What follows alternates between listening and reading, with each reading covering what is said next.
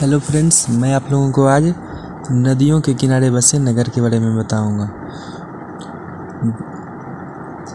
उज्जैन नगर शिप्रा नदी के तट पर बसा हुआ है। सूरत ताप्ती नदी के तट पर, कटक महानदी के तट पर, संबलपुर महानदी के तट पर, अहमदाबाद साबरमती के तट पर, डिब्रूगढ़ ब्रह्मपुत्र नदी के तट पर, अयोध्या सरयू नदी के तट पर, हरिद्वार गंगा नदी के तट पर, श्रीनगर झेलम नदी के तट पर, कोटा चंबल नदी के तट पर, जमशेदपुर स्वर्ण रेखा नदी के तट पर, लखनऊ गोमती नदी के तट पर, कानपुर गंगा नदी के तट पर, कन्नौज गंगा नदी के तट पर, नगर नदी, बद्रीनाथ अलकनंदा नदी के तट पर, जौनपुर गोमती नदी के तट पर, मथुरा यमुना नदी के तट पर, बरेली रामगंगा नदी के तट पर,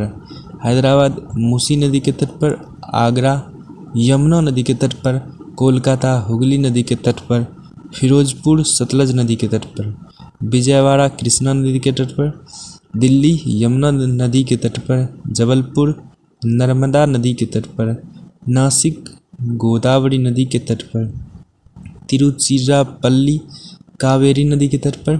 श्रीरंगपट्टनम कावेरी नदी के तट पर।